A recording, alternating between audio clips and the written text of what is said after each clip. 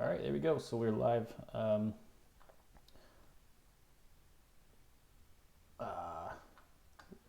Sorry, I was not coming tonight. I was doing some homework. I guess we're live with Tuesday Hangouts or the ZTH chat room.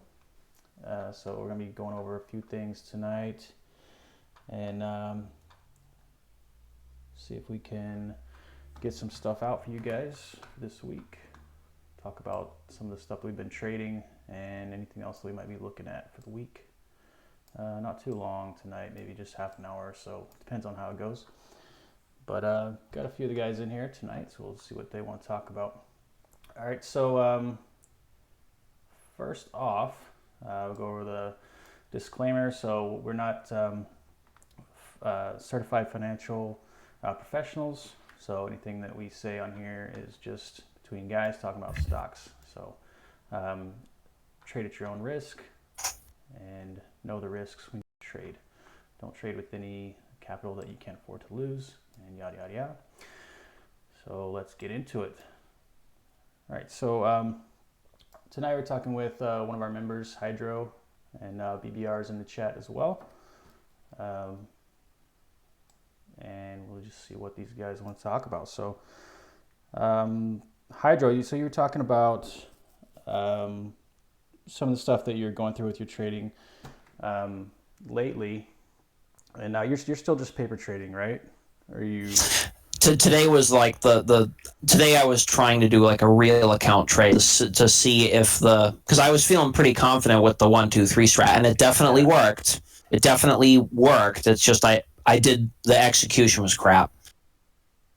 So you said when you let's dig into the chart.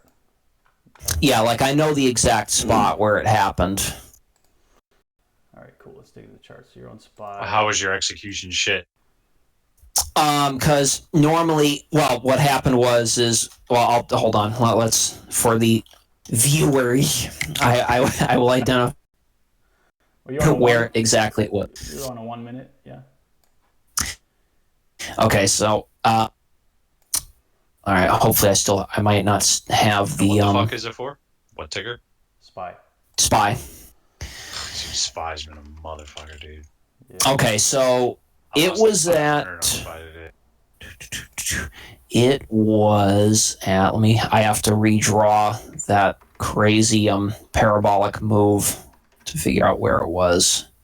What's the time frame? This was just on the 1 minute is where I initially entered. Let's see. Okay. But you can also look just under your TD and it'll tell you. Oh, yeah. Orders, sorry. It'll just give you your order time. Yeah. So okay. You don't need to draw all your. Right. Okay. So this was at the first one I took was at almost 11 a.m. exactly. Are you East Coast or West Coast? East Coast. Okay, so the east side. That would be 10 a.m. Central Standard Time, or 8 a.m. Pacific Standard Time. Okay, so you took an entry at 8 a.m. or 11 a.m. Sorry. 11 a.m. EST, Eastern Standard Time. It was at 11 a.m. 42. Well, I entered to take a put for 79 cent premium. Yeah, so I'm seeing exactly what you're looking at. So that was a good entry to me. I mean, I see the slow RSIs crossing the 50. You got the 520 cross down. Your trend line was broken there, and your MACD was down. So that was money right there. So, it was. So it went up to like 100 and I think it was at its highest. It was at like 110. So, like on my profit. So I mean, you said when you entered the trade, you didn't set your profit target, right? Was that on purpose, or like you just forgot, or no? What happened was I was talking with Sorab, and he was giving me a ton of good info, and he was helping me out with like looking for possible spots. And what happened was because it was my first real trade, I knew that paper trading how it fills is way different than real trading. So what I did was I put in for 24 contracts or whatever. Mine's And pretty close though because the spreads are real small, so you don't have to really worry about that. Like I'd say, right. the spread's like 3 cents, if that. So Right. And I mean, but what happened was I entered for 24, and I was like, okay, well, let's see what happens. And I only got filled for like 14, but what happened was it happened in stages. Like it filled a little bit after like 30 seconds, and then filled another a little bit. And so I think what happened was psychologically I was getting distracted by by if it was going to fill completely or not, and I didn't think to be. Oh, I know what it was, because it hadn't filled completely. I was kind of like, oh shit. Well, how many contracts do I have? And I had to switch back to the to the trade to find out how many. And then by the time I did, I realized that I'm like, oh, I only have 13 contracts, so I better set my profit. And by the time I did, it already had moved against me. So man, you got super unlucky and got partial filled on the first one. That sucks. And I mean, it was perfect too, because when I entered, it looked like it was going down more. Like it looked like it was just starting to go down more. And then what happened was it spiked back up for a little bit and it filled. And I was just like, oh, sweet. But then it only partially filled, and then decided to keep going down. And I think it was just a mixture of getting distracted by talking to, like, I won't blame Sorab. He helped me a ton, but it's like the distraction of talking to him, looking at the price action, and also I am only on a screen where I don't have multiple screens. I only have one. Yeah. And the problem is I can't, and I don't have Active Trader. I do now. I have Active Trader set up, but I didn't have it set up when I was doing the trade. So I would have to go back to the trade screen, look at what the trade was doing. But normally what I would do is I would follow that rule of, as soon as I enter or as soon as I fill, I set my take profit. And that's normally what I always do in my paper trades. It was just a psychological screw up, basically. I had done everything right except for setting the take profit. And then what happened is right at, like literally, I had set my take profit right around when it had that what's it called? It's not a doji. It's that red candle that started to get a lot of buyers coming in. That's when I had set it. And then as soon as that happened, it started to go more and more up and up and up. And then it literally went totally against me. And the trade was, like I got 79 cents when I bought the put. And then when I sold it, it was 78 cents. So it sucked. Yeah. And then the other one that I really fucked up on, but this was more... this was more, though, that it just fooled me, was I took another one at 11:18 EST. And that one was right... let's see. This was a call trade, yeah? Yeah, this was a call trade. And you can see, again, it was another pretty good cross. Yeah, that one would have been a good one. It just didn't work out. Basically what happened was I saw it, took it, and was like, okay, this is looking pretty good.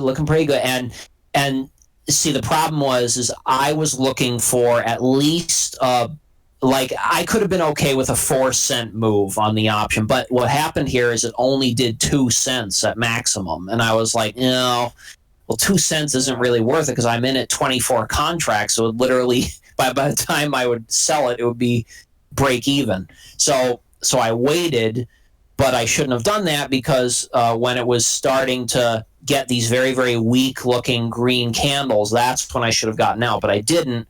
Then what happened was, actually, I lucked out a huge amount, because what happened was I saw it dropping, and I was like, oh crap. And what happened was I saw it cross, and then I knew I had to get out at that. And what happened was that green candle that happened after the big red candle and then the other red candle, that green candle right there, I managed to sell right at the top of that green candle, so I lucked out. You got some of it back.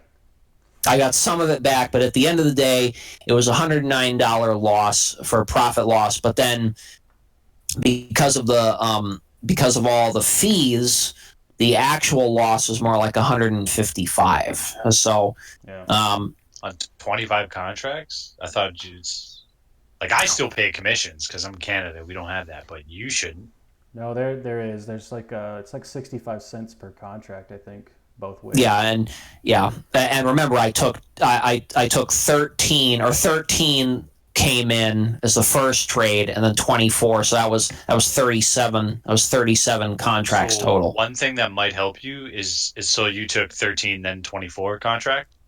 Well, originally it was the first one was going to be 24, but it didn't fill all the way. Is there a reason why you're like fluctuating so much and just don't stick with a number? Oh, what do you mean? I always stick with 24. I'm saying that the first one, my first trade on my real account did not fill all 24. It only filled 13. And I was like, well, crap, it's already gone into profit, so I'm not going to fill the rest of it. So that's what happened on that one. But that one was 24. Because the reason why I'm choosing 24, just to give context, is my goal is I'd like to get 2% return on my account every day if I can, and I calculate it based upon the amount of capital I have and how the options work, that I could do that on a 6-cent move or thereabouts with 24 contracts. Like it would be possible to do that. Now, the only reason why it needs to be a 6-cent move instead of like a 4 or 5 cent move is because of the commission cost. Otherwise, like if there was no commission costs on any of the contracts, I would only need like a 4 or 5 cent move to accomplish that 2%. But that's my strategy, is 24 contracts. Now, technically, I could try to do like 12 contracts multiple times in the day, but I'd rather have, as a beginner, one solid trade starting off in the day to give me the profit that I want. That way, I can just be like, okay, I've met my goal with one trade that I knew was good. It was set up the way that I liked, and then went for it. And that would have happened. That very first trade I took on the break of the on the break of the rising wedge and the parabolic move, that definitely would have been it. That would have been my trade of the day, but I just screwed up on the execution. Are you focusing more on because you keep repeating it? Like, I don't have the chart open, I'll admit, because I'm lazy, but it seems like because you keep repeating it over and over and over, are you just more focused on the crossings, or are you more focused on the charting side of it? Because if you just focus on the crossings, like, you're going to get fucked. No. I do the crossings as well, but I don't do the crossings unless they match up with. No, I do both. I do both specifically. I see what happened was that the first one was a combination. I wanted to make sure that the trend line, the support line, was going to break, and I also wanted to see a crossing, and it did. And that's what I always look for. With my paper trading account, I learned that, yes, you're right. If I was to just rely upon crossings, I will get screwed. And that did happen to me on my paper trading accounts. And I'm like, oh, you know what? I have to make sure that I follow all the rules, which are chart, see a triangle or a pattern set up that I'm looking for a break, either upside or downside, and also make sure that either the MACD, the slow RSI, I want the EMAs to cross and the slow RSI and MACD. Now, sometimes they don't all cross, but I need to see at least the EMAs cross and the MACD cross or the slow RSI cross, and that's how I follow it. So yeah, I didn't fully explain it, but no, I do not solely rely upon the crossings. However, what happened with the second trade is I did break my rule. I wasn't following charting. I was more just looking for another entry and wasn't looking for a break, because because it was funny, later on in the day, I unfortunately I was out doing some errands, but there was a really nice break right at 2 p.m. Yeah, okay, you could probably see it on SPY. It was really good. It was just above the VWAP, because I do have the VWAP indicator as well. I don't follow it as like a super indication, but it was just above the VWAP. It was kind of weak. And then right almost exactly at 2 p.m., it was a really sharp downward turn, and you could see both all indicators lined up. Like it was breaking a trend. Yeah, I'm pretty sure. Yeah, it was definitely breaking a trend, because you could see it had like a cross the EMAs, cross the slow RSI, cross the MACD. That would have been a crazy good trade, and I definitely would have seen that if I was actively looking at the chart.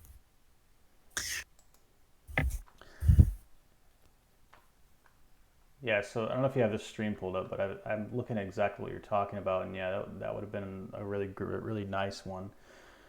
Like those are the ones that I look for. Like the what happened today was I did look for one like that, which was the parabolic one, but then the second one was more of like, oh, I just want to get in, but you know, at the time I didn't realize that that's what was happening to me psychologically. So, but yes, those are the kinds of ones I like to look for, are ones that have a very clear charting pattern, the triangles, or well, I like triangles more, because for some reason I like it when I can clearly see some kind of resistance and some kind of support, but I know that that's not always the case. You can sometimes rely just upon a support line or resistance line if they're a very intense thing like the parabolic move. But I like the triangles, and I definitely would have seen something, because I would have drawn the support line that started. I would have started the support line around 12:50 p.m., which is where that red candle was that went down to 308.96, and then I would have drawn it up to where the green and that bigger green candle was at 138 or 1338. And I would have seen that was making a that was a support line, and then as soon as that would break, that I would choose to enter. And sure enough, that was a good trade, or it would have been a good trade. So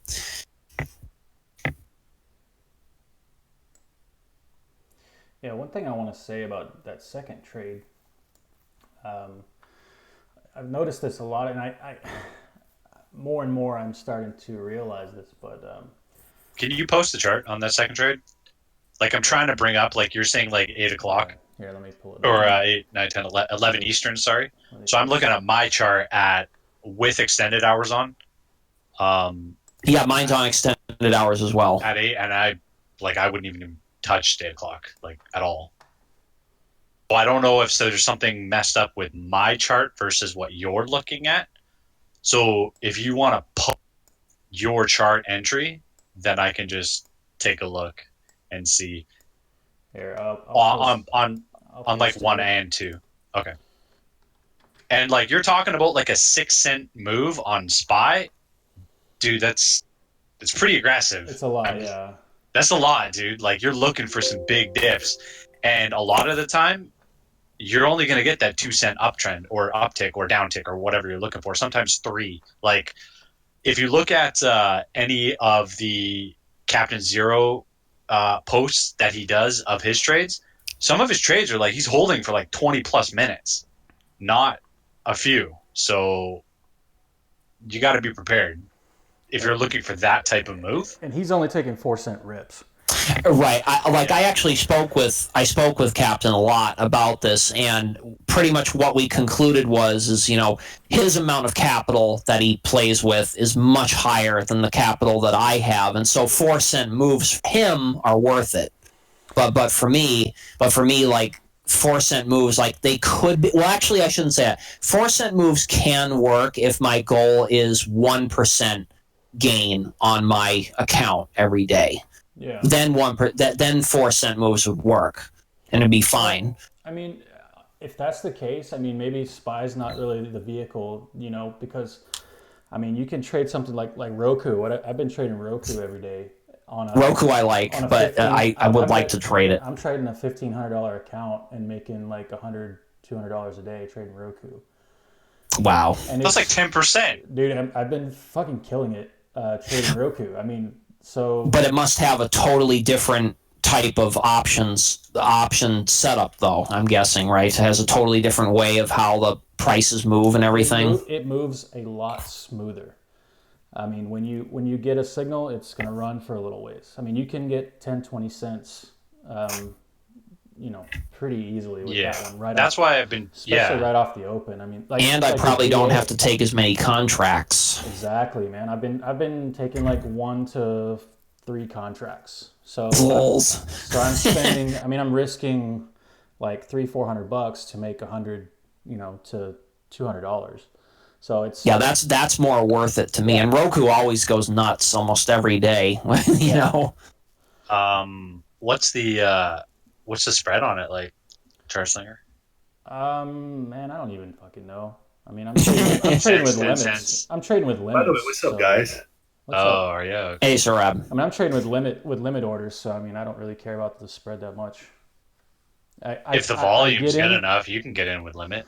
I mean, I get in with my limit. I don't have trouble getting filled. So I get in with a limit, and then I set a reasonable target. If I get in at like 260, I might set it at $3, and I'm going to get 40 cents out of that thing on 2 to 5 contracts, and that's a pretty decent trade for me with a small. Well, yeah, that's more or less how I've been growing my small account using BA, is because one candle for BA is 25 to 50 cents. If you hit that lotto max and you hit that fucking jackpot, it'll be like $1, $2, $3 move. Yeah. And then you're really going to make your bank. So that's where I find the spread I really don't give a shit about, because on that 50-cent move in less than 2 minutes, I'm going to make that X dollars. It's a different type of trading than scalping SPY. So it's a little bit different. So yeah, I mean, Hydro, I mean, maybe scalping SPY is not the thing for you to achieve your goals. Maybe you need to find one of these high beta stocks like Roku or Boeing or Nvidia or something like that moves well off the open, where you can have 1 or 2 trades that's going to make your bankroll in the first 30 minutes to an hour and then be done. Yeah, that's why like most of us are doing in the morning time, especially Shazza, VW. We look for those gap and go strategies where those stocks are really moving a lot. Where SPYs, like moves decently every day, is going to move up and down and whatever. But these stocks have a lot of volatility where they really going to move a lot. Couple of dollars to maybe even $10 in like probably within the first half an hour of the day. And if you can really catch those things, even if you catch like 1/10 of it, you can make a nice spread. And that's what Winnie is doing so well every single day for whatever, like last 50 days or whatever, Yeah, I mean, SPY. Look at Roku. Yeah. The first less than 10 minutes of the day, it's moved $4, just about. Yeah. So, but how would you? Sorry. Yeah, and I mean, like I said, I like Roku. It always has tons of volume, and I've just liked it as a stock. But like, for example, that first crazy move that happened, how exactly would you be able to enter a move like that? Because I thought the beginning of the open is always dangerous, though. It depends on what you're trading. I mean, for me, let me tell you what I've been doing for this. Trading Roku and Amazon and these ones right off the open. I actually pulled this from Vinny. He actually brought this to my attention, but it works really well for these stocks right off the open. It's just having a simple moving average. I use an 8 EMA. I think he uses a 9 EMA, but it doesn't matter. They're basically the same thing. with the VWAP. And when you get that cross, or if you get a cross on the VWAP and that EMA, you go in that direction immediately. And then you're also watching the MACD and all that, and the price action as well. And man, those crosses have been fucking money.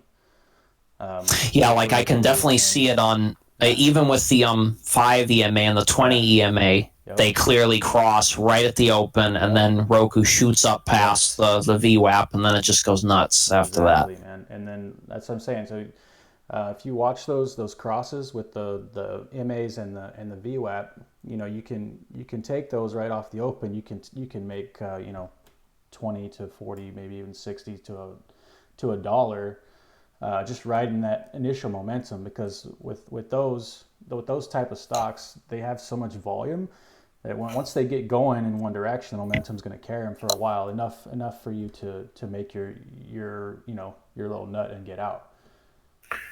Yeah, and does he normally wait for the first minute to like close and print, or is he doing even before that? What I've been doing is waiting on the crosses. I don't know about him. I think. But waiting on the crosses, like on the 1 minute, like you're waiting I've for been the doing on the 1 first, minute. Yeah, the 1 minute. first candle being printed, right?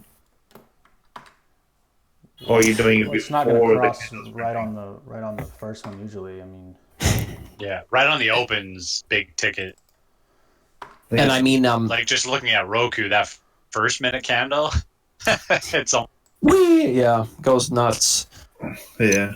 And I mean, even if you missed that first initial opening, like if I had missed that, I could even watch the VWAP. I call it when it doinks off of of a line, when it doinks off the VWAP multiple times before doing another leg up, and then even if I miss that one, there's a really nice cross that happens. Well, it doesn't cross with the MACD, but it does cross the 5 EMA, the 20 EMA, a slow RSI, and it looks like it breaks a support line, and that could have been another good move to the downside to potentially take too. And that's another thing that I've been using as well, is that slow RSI to kind of give me an indication of which way it's more likely to go.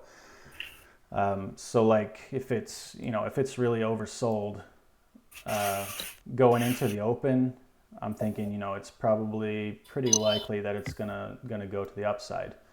Path of least resistance is to the upside.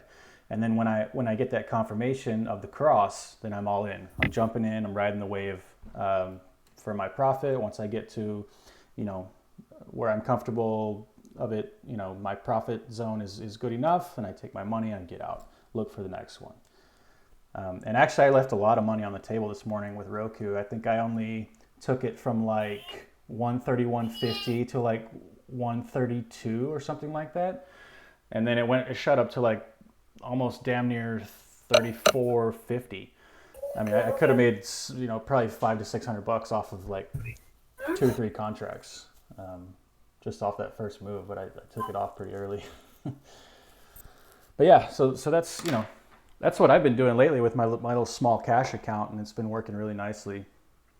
So, I mean, that looks like something that I'd like to do, because I think you're right. I think that would be more viable for me for several reasons. One is that I wouldn't have to put as many contracts in it, so my commission fees are not going to be crazy. Right, exactly. If I can just slap in, 3 contracts or whatever. Yep. And I mean, my goal is to only make like $100 basically for every, like in a day, one trade. So you and I are doing basically the same thing, right? I've got my cash account. I started at $1,000. I'm up to like $1,750 now. Just in a few weeks. See, that's insane. That's crazy. Yeah, just in a couple weeks, just doing this, on my off days in the mornings. So I mean, and you build it up and you just scale by adding more contracts. So it's the same trade every day. It's just you add more contracts to scale. So yeah, because that someone who, Captain, he taught me how to scalp spy. So as someone who scalped a fucking shitload of spy, I think you're overextending your welcome with that 6 cent trade with spy, and I think that's sort of your downfall. in maybe you're trying to anticipate the larger moves on the more broad patterns that you see. So the broader the pattern, the bigger the move on the break. I think just 6 cents, dude. That's a lot. That's all I'm saying.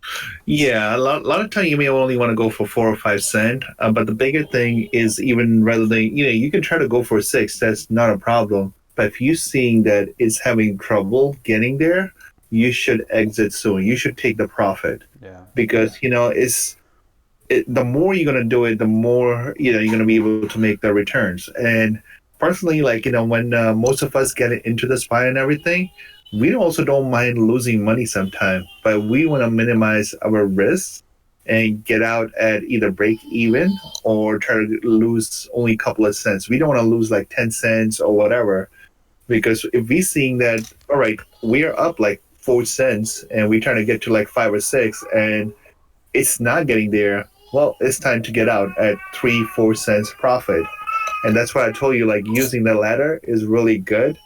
So this way you can go ahead and quickly get in and get out when you're seeing things are not moving in your direction. Yeah, I mean, ultimately, I think I'll probably switch over to something like Roku instead, just because I don't have to put in as many contracts to get where I need to go.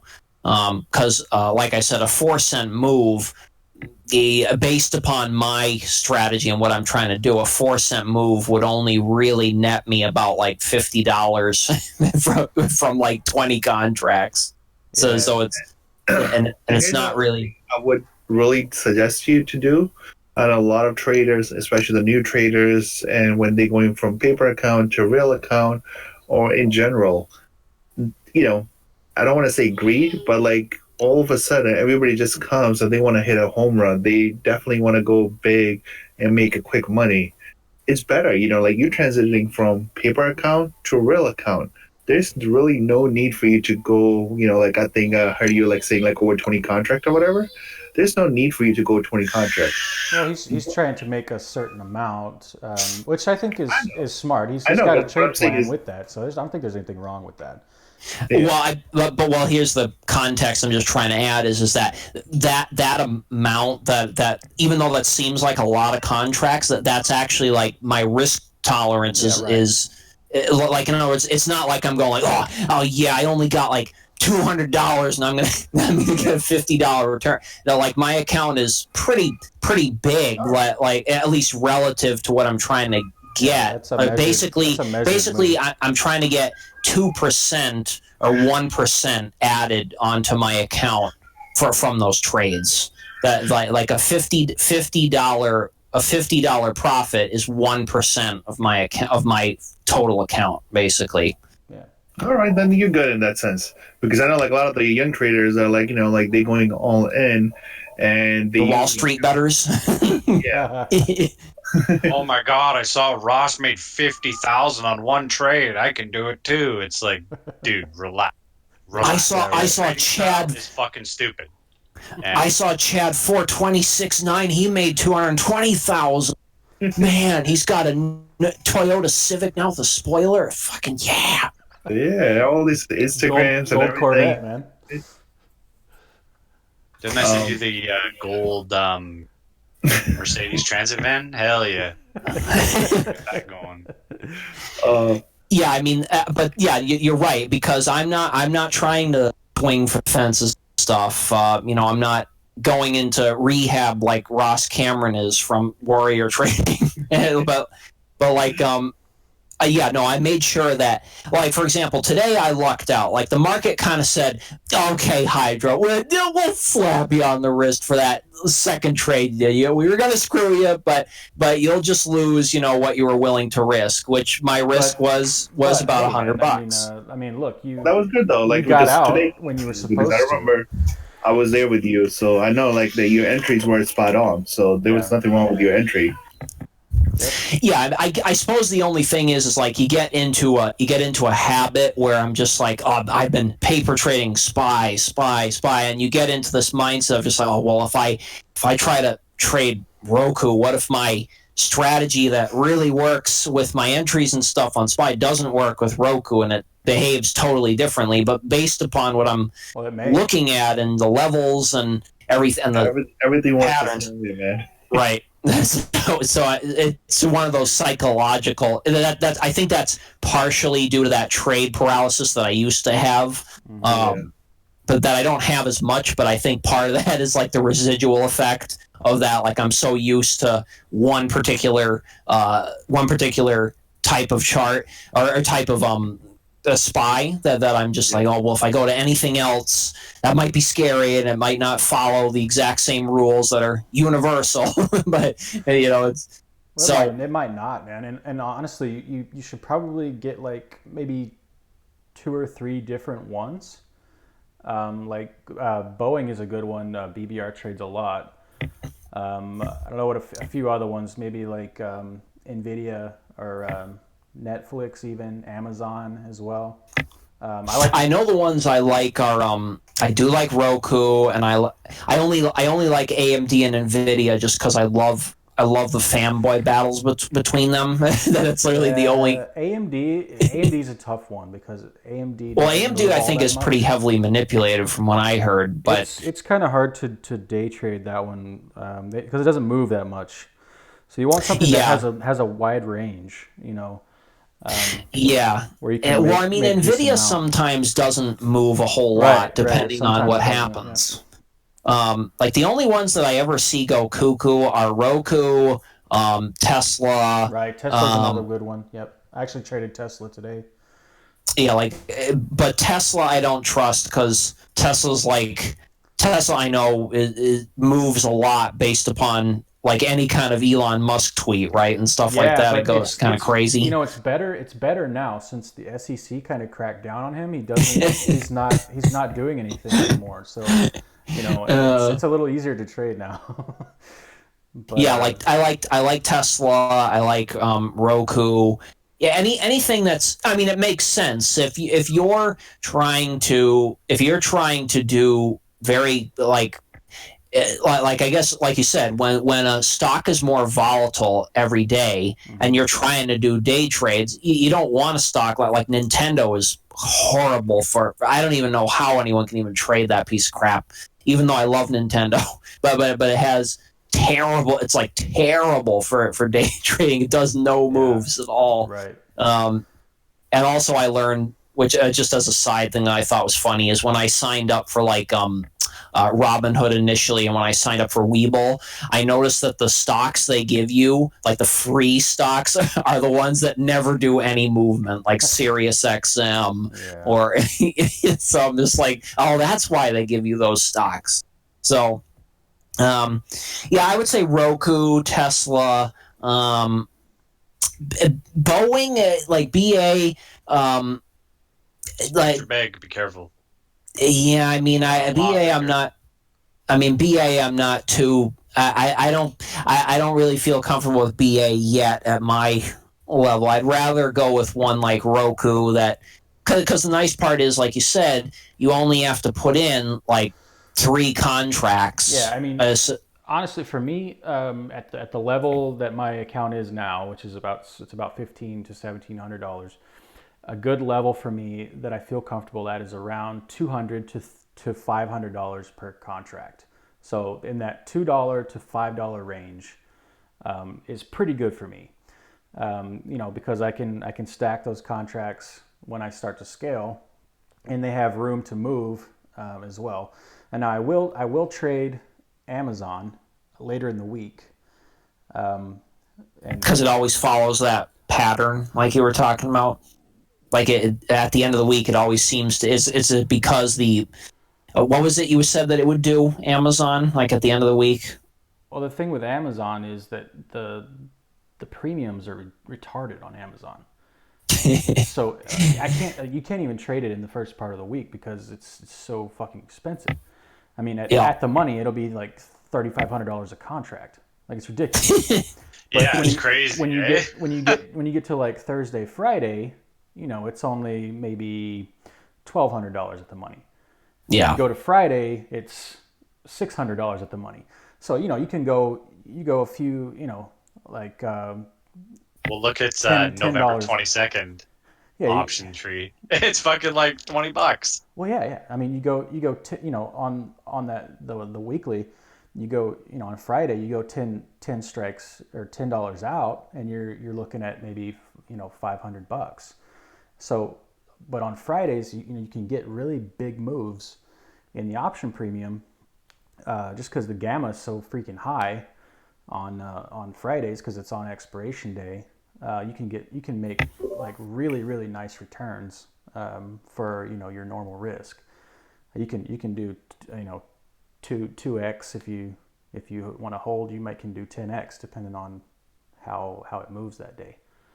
But yeah, I like Amazon for Fridays, and you'll see Vinny usually trades them too. VW, yeah, he calls it the Amazon Lottos or whatever on Fridays. So it's for a good reason, yeah. One thing I wanted to add to you guys, I think I was telling Hydro and I think somebody else, why is the end of the day is so important, key level for the next day. Charles Slinger, do you want to open up, what's it called? The active trader in your... It's open. All right, so let's put Apple stock in there, and you see the Apple, what's it called, close at 261.96. And if you look at that, the volume over there at 261.96, it is showing close to like 1 billion. I don't know how accurate that is. That could be transferred, throughout the day or whatever. But normally you will see a huge amount of number on each one of them at the closing price. I think sometimes it could be the whole day volume to do it, but I know like usually a lot of the big institutes are not allowed to just go ahead and buy during the market hours. Sometimes they have to do a market closing order where they have to buy, or sell close to whatever they have to sell, 30, 40, a couple of 100 million. You can show the same example in a couple of different stock if you want. Oh God, is this right? It's saying a billion. Yeah. 1 billion? Is that right? 1 billion K. A billion shares? I don't know. I mean, it does get traded a lot, so I don't know if it's just like 1 million altogether traded, including the recents, or I'm not 100% sure. That is a billion. 1,066,714,100. Yeah.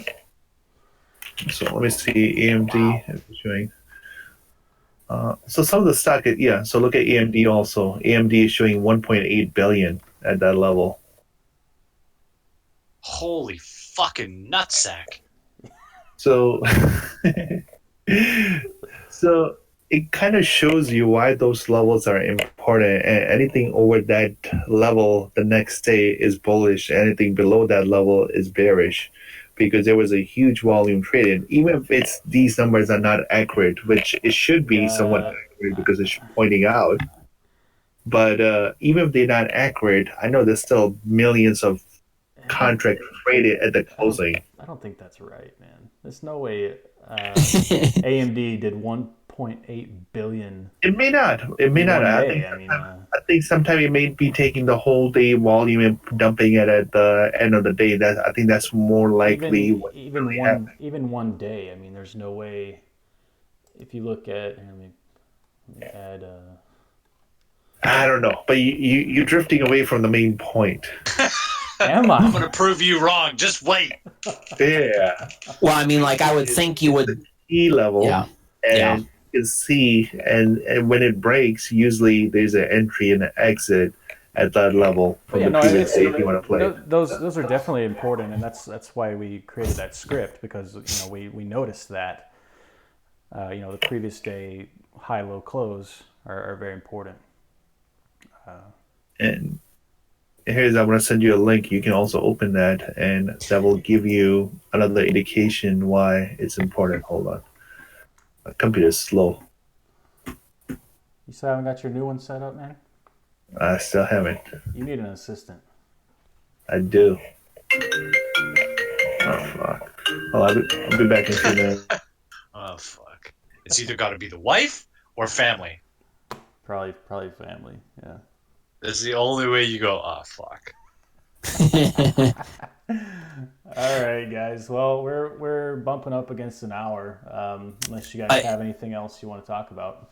I do actually have one interesting question, although right, yeah, Sorab might be the one who can answer this. But on Active Trader, which I really like it because now I can really see like where all the crazy volume is on options and stuff. I set it up to what Sorab had showed me in a picture earlier this morning. Mm-hmm. He showed it that he sets it up as buy the ask and sell the bid. Yeah. And my question is are those limit orders or are those market orders? Or does it not even matter when it's an option? It's that's going to be a limit, I believe. Okay, because I'll have to. I just want to make sure because like if I'm gonna, for example, if I'm gonna like practice trading, because I'll probably practice paper trading Roku initially just to be safe, but I'll set up Active Trader, and basically I want to see if I do buy the ask, if it'll be a limit order rather than just like a market order. Though I don't know if you can even. Actually, it may be like a stop entry, because you're throwing your order on the opposite side of the spread. The opposite side. Well, like you're trying to front the market, if you know what I mean. Well, but I mean, like in other words, you're saying like even if it was like if I put in like a put option or a call option, like the actual like contract and everything, that buying the ask would not like be the ideal thing to do, or like what do you mean? Like it's I don't know. I don't think it's going to get you in right away. Maybe. Oh, okay. Well, I know that, but I mean, like, I get because the only reason why Sarab was telling me to use Active Trader was because normally how I would enter something like Roku or Spy was I'd go to the trade screen. Well, actually, no, sorry, I wouldn't go to the trade screen. What I would do is I would have a watch list of in the money by like two levels or two. Like two different levels closest to in the money for both puts and calls, and I would watch the bids and the asks, and then when I wanted to order something, I click it, it would come up, it would show me what the current levels are, and then I'd confirm the order, confirm it again. Yeah, he may be better to answer that because I haven't used that as much as they have. I don't use the buy the ask, sell the bid buttons. I just click in where I want to buy, where I want to sell. You know what I mean? Now, like when you say that, what do you mean? Like, do you mean like you just go on the actual contract? On the ladder, where it's green on the left side, that's your buys, and they're red on the left side, or on the right side, it's the red is your sells. So, in the trade screen. Yeah. In the actual the ladder, the actual ladder. I mean, you can click any price on there, and when you click it, that puts your order in. Yeah, that's what I do. I mean. Oh well, yeah. I mean, like you mean like the ladder of all the options. You mean? No, I mean on the Active Trader. Oh, yeah. Okay, yes. Yeah, that's how I kind of wanted to do it as well. And because I figured that'd be easier. And once those are in, you can drag them anywhere you want. So, sick! Because I friggin' hate it that I can't drag it on the chart itself. I'm so used to that there was one app I used called AltReady that was for crypto, and I loved that you could drag your entries and your stops right on the chart. That was sick, but you can't do that on Thinkorswim. Yeah, so ask him again. I think he's back. What, me? About the buttons. Yeah. What I wanted to ask was, so you gave me that picture earlier in the morning about how you set up the Active Trader, and you said that you set it up where you have a button that says buy the ask and sell the bid. And my question was, are those limit orders if they're options, or what are they? So they're better than the limit order, and they're better than the market order, and they're worse than the limit order. Are they? So they're in the middle. Are they stop orders? Are they stop No, orders because it's throwing it out in front of they're the not. market? No, they're not. So when you're clicking buy the ask, what it's doing is going to the, what's it called? The lowest persons who's willing to, at the lowest price, the person is willing to sell you that stock or option. Okay, so basically, if it hits it, it's going to be the best possible price for you. Yep. Okay. But that's what I was wondering. Like normally you have bid and you have the ask, and then you have the liquidity in the middle. So meaning that, let's say, like for example, let's say a stock of $100 and the bid is 100 and the ask is 101. Is there So in the middle, buy the mid? Because that's what I like to do. Yeah, I mean that's what you like when you.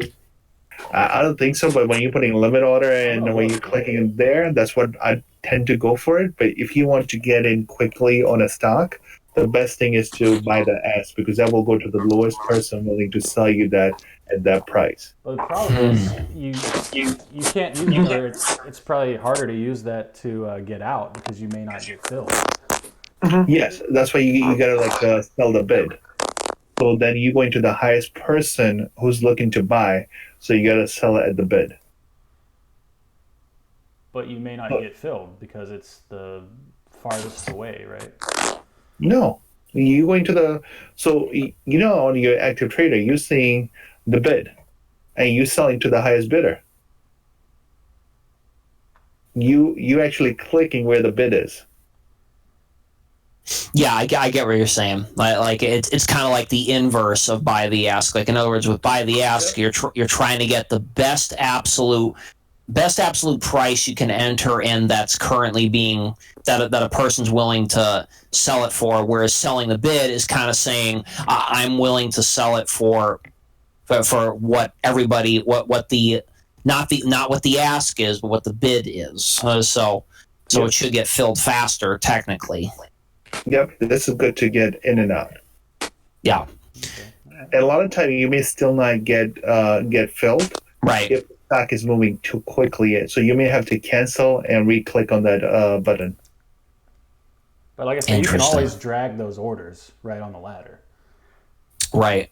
I'm trying to set up my ladder so that I can see everything, because like my columns are kind of squished in certain things. Also, so I'm trying you want to check the little auto send, because it'll be really fucking annoying if you're trying to get in and then all of a sudden it pops up with like 3 different. Are you sure? Are you sure you want to do this? And by that time it's already gone. That happened to me before. I suppose the only reason why I'm nervous to click the auto send is because I don't want to accidentally put too much, but I shouldn't. If I'm trading Roku and only doing 2 to 3, I know that's if I'm able to just quickly look at what the premiums are, I'll know exactly how much it's going to be, approximately. Well, so if you're putting the actual option chart in there, which I am. It's not the chart, but like it's like active trader on the option itself. Well, yeah, but I mean the active trader is on the chart itself, right? That's the only way you can pull it up, right? I mean that's how mine is. Well, but I mean like in other words, I have it where I just am seeing just the active trader itself, but not the chart at all. So you block the chart out. All right. Yeah. The chart's not that important. What I'm saying is if you're pulling it up for the option contract, you're going to see all the option prices on the ladder. Yeah, and that's what I like. That's my strategy. Like in other words, I have the actual chart of Roku, like the regular chart of Roku on the left, and then on the right, I have whichever option I think is going to be the one that I'm going to go with. Is the one that I have pulled up. Now the nice part is I can link the watch list I have with your and just swap between the ones that I want really fast. That's what's great about TOS. Yeah, which is why I don't want to go to another broker if they don't let me get my damn margin. But you might just have to go to school for that. And I already put in all my effort in school years ago. I don't want to do it again. Go get your options degree at TD Ameritrade. I mean, I know their stuff is really good. Like when I was reading it earlier, it's a ton of good info. It's a lot more clear than most, the Well, YouTube experts usually are. But like I said, the only thing that was hard for me was the calculating all the break-even bullshit. Everything else, I mean, if you're good at math, I mean, you maybe won't have a problem with That's that. the easiest part, man. Break even. Come on, man. It's confusing as hell, man. I don't care who you are. You take the strike price, you take the premium you paid, and that's your break-even price. Yes, sir. Okay, do that on a fucking Iron Condor in your head, and Then don't Yeah, do of Iron course I Condors. can easily do it, man. don't do iron condors. That's Whatever, I mean, your multiple choice answer. Yeah, that's not an option in the course. That's what I'm saying. I don't do iron condors, TD Ameritrade. Oh well, okay. Yeah. Anyway, I mean, that's basically what I told trouble them.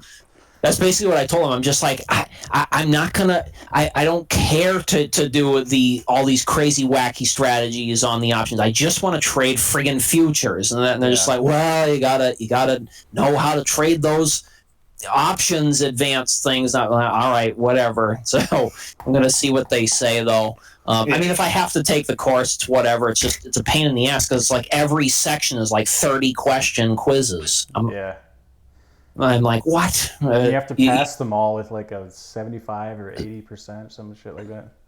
Holy crap! They even have it higher than what university scores are. Bullshit. TD Ameritrade. Come on. I don't remember exactly what it is. I mean, the standard is usually 70 or higher, but you can take it as many times as you need to, so don't worry about that. Yeah. But yeah, like I like Active Trader. I think it's good. It's definitely a faster than trying to go into the trade screen and figuring it out and stuff like that. So the only thing, and the other thing I like about it, finally, is that I can see my profit and loss while I look at the chart. So.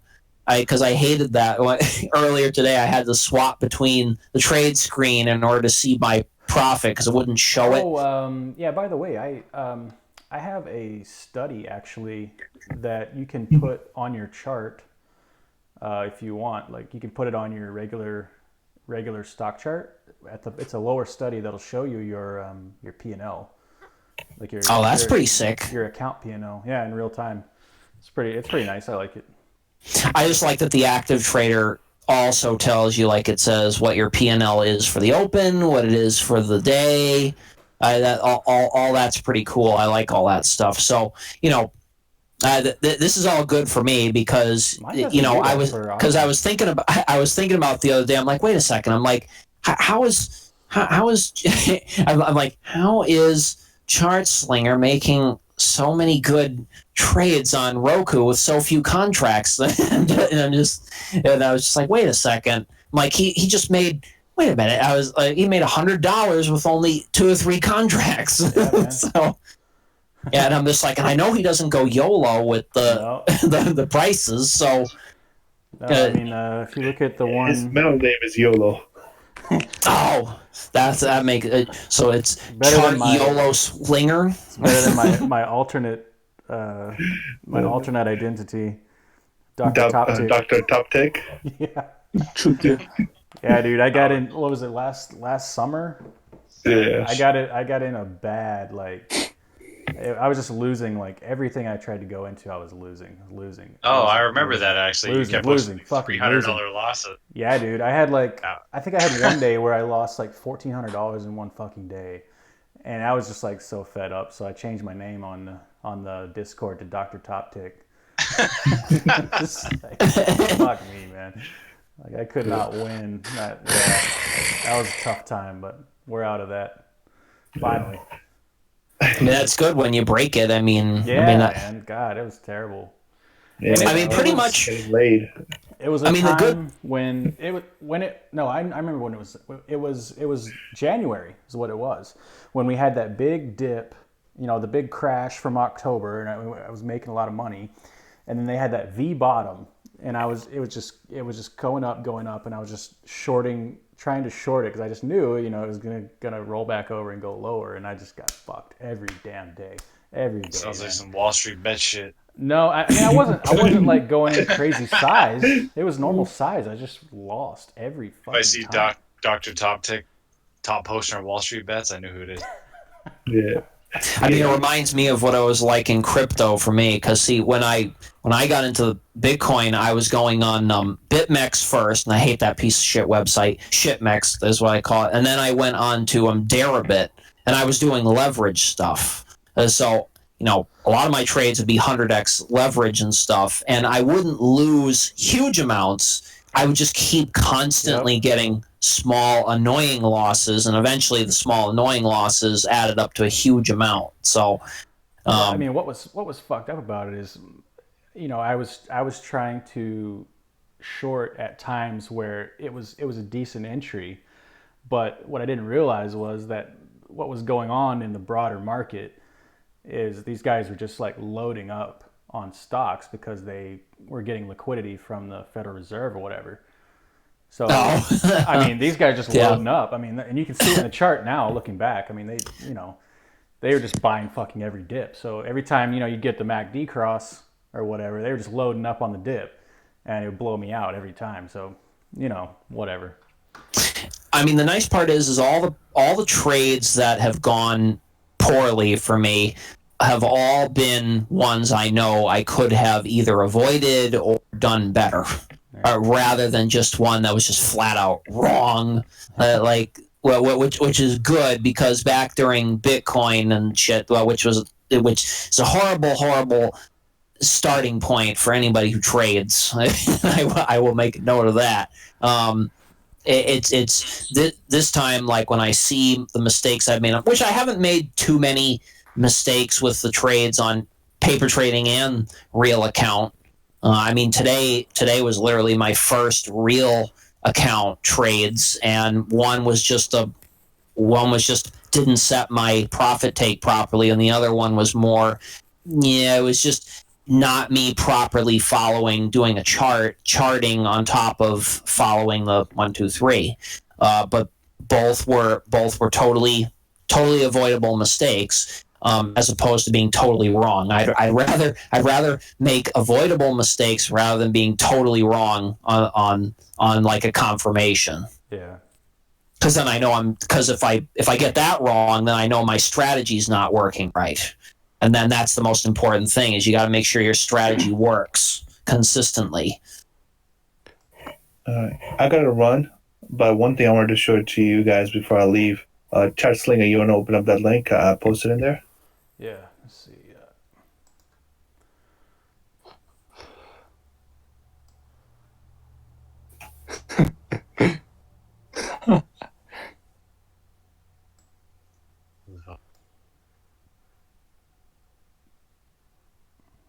They want me to sign up. No.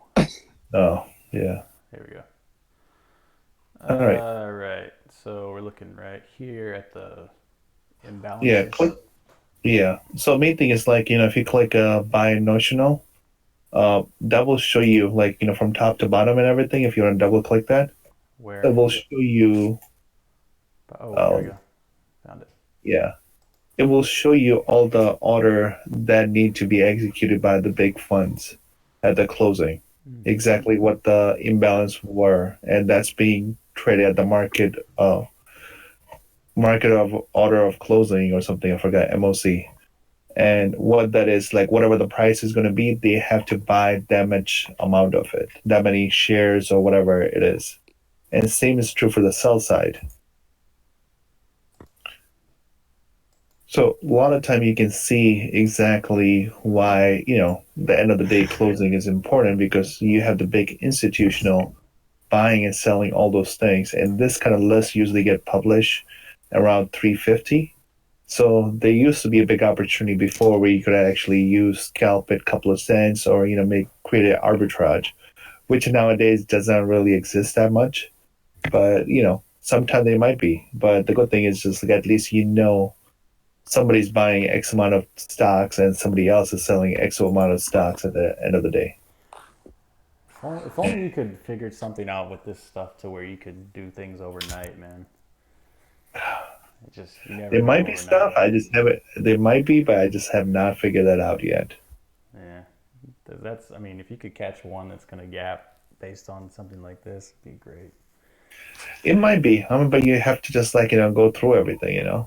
I mean, there's a lot of the main thing would be on the one that is not normally traded, the one off.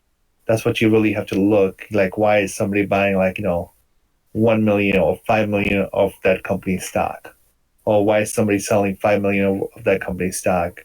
I don't really see this as not a normal pattern, but it takes a little bit of time. But once you can figure those things out or something, I think that could be a really nice strategy. Gonna be rich. Yeah, man. Can make trade like BBR, man. Yeah, he's a big baller. We're all gonna trade like fucking Hydro or top tick. Don't trade like Dr. Top Tick. Who's basically like top tick, except it's gonna go higher, baby.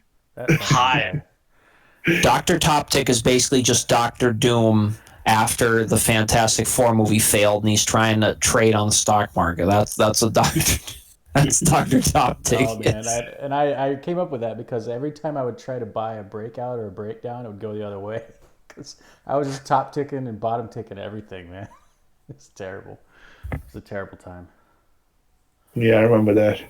That's why I came up with the joke, what would Chart Slinger do? And I will do the opposite of that. I'm like, yeah, Chart Slinger will buy over here, so I'm going to short right here. And the funny thing was, a lot of time I would make a lot of money, and I would just, joke around, all right, Chart Slinger I know would, buy over here, so I'm going to short right here. I would say, around 80% of the time I made money on those trades. That's such a dick move. I love it. Truth, yeah. What's up, Ozuna? I'm just kidding, dude. I'm playing with you. How you enjoying the trial so far? Yeah, I haven't made any plays though, but so it's pretty nice. It's active, All right, that's good. How about you? Yeah, I mean, I made money today, all week. Yeah, what did you do today? Actually, you did pretty fucking good. Me, I was in Roku, Tesla. I did a SPX put, but I only made a few bucks on that one. And that was kind of shit. But Roku and Tesla were pretty good. Yeah, Roku. People have been scalping that every day, dude. It's crazy. Yep. I thought I heard somebody, or I thought I read somewhere in the chat that fucking all the noobs fucking trade Roku for some. That's why all the volume's so high. Let them, bro. It's liquidity for us. What the? It's how the fuck is this little Fire Stick thing traded so much? Yeah, I don't know.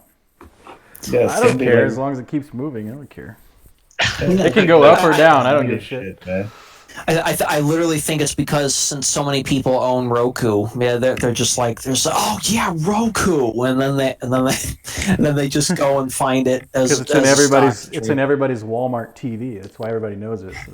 Yeah, I'm telling you, I think that's the reason why. You remember GoPro when it went from $20 to $100? Everybody was trading GoPro all of a sudden. It's because you had all the friggin' damn vloggers on YouTube. Yeah. They're all right, guys, I'm going out here. That Casey Neistat or whatever his last name is, skateboarding through or snow skiing through New York and stuff like that. So it definitely goes to show that stocks definitely move. Some stocks move just based upon their cultural relevance, basically. But I think the market's changed so much. They do. They definitely do. I mean, even since I started trading, the market has changed so much just because of the Robin Hoods and all these different pathways for people to get into the market. It makes it so easy for people that really don't know anything about trading just to hop into the market. So it it creates a lot more movement, I think, in some of these plays. So I don't know whether it's good or bad. Maybe it's just liquidity for the Wall Street algos, but I don't know. I mean, as long as we're making money and as long as we're profiting, it's good, right? I mean, it doesn't matter. It doesn't really matter as long as we're. That's what I'm saying. I mean, it's good. It can be good and it can be bad. So as long as it's like you say, where we can still make money, it's fine. Hopefully, it doesn't get to where things are so choppy that you can't even fucking trade it. I hope not. I mean that would be annoying, but who knows? I mean, past 2020, you really don't know but that's kind of the nature of the market, anyways. You never know where it's gonna do, what it's gonna do, and where all of a sudden it'll make a major move and a major shift. But most people seem to think that depending on the outcome of the 2020 U.S. elections, that it will change. But who knows? It might not. It might not really do anything for a while, and all of a sudden it'll change. It's always hard to say. Yeah, I don't know. It's going to be an interesting year.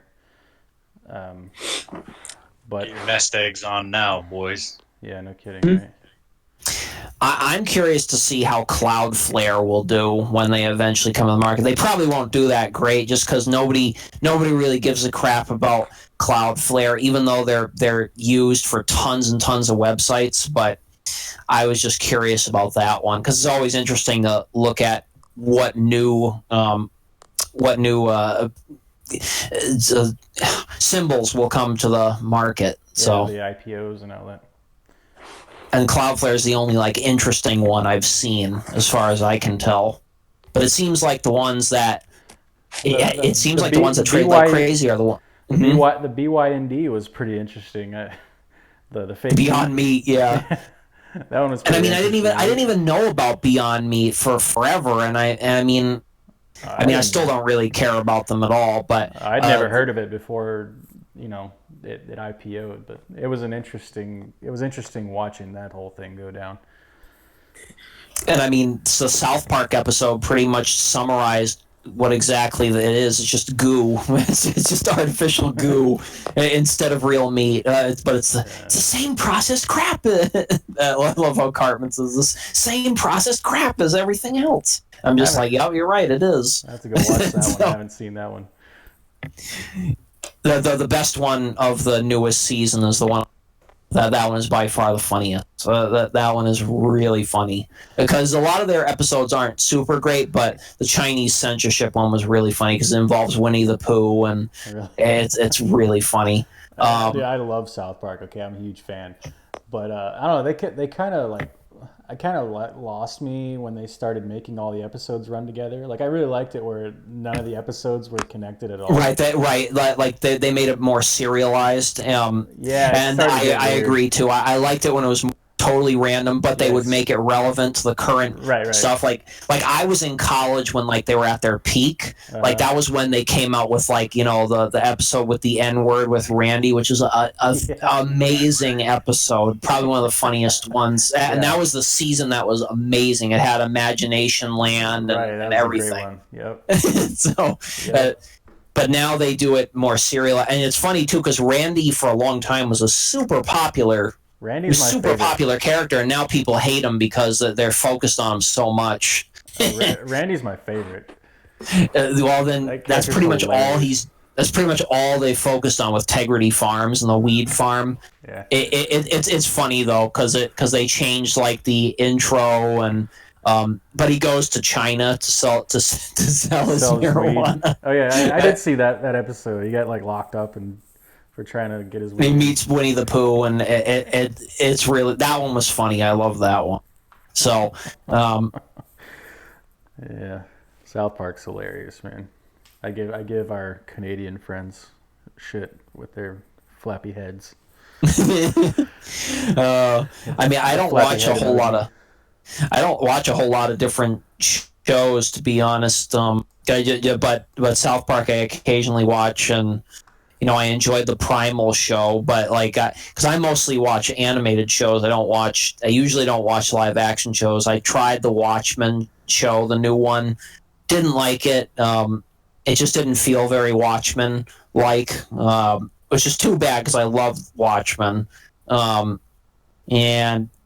I know that new Star Wars series looks cool, but I really don't want to pay for anything related to Disney. So Yeah, Vinny got me watching Rick and Morty. That show's hilarious, man. oh, that is a wacky show. So funny. Man. Actually, my favorite show, which only releases new waiting, is the Venture Brothers. They're probably my favorite. I love their stuff. Rick and Morty's funny too, just because it's. I remember the creator basically said that when he created Rick and Morty, his whole mindset was very like fatalist. And I was just like, yeah, that sounds right for the context of those episodes. Show's so weird, but it's hilarious. All right, man. I gotta log off. But yeah, it was good talk tonight. We'll do it again.